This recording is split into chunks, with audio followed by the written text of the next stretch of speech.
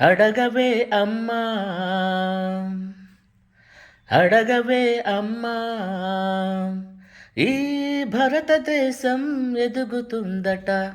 అడగవే అమ్మా, నేనడిగితే ఎన్కౌంటరు, నువ్వు అడిగితే ఏమంటరు. అడగవే అమ్మా, ఈ భారతదేశం ఎదుగుతుందట. అడగవే అమ్మా.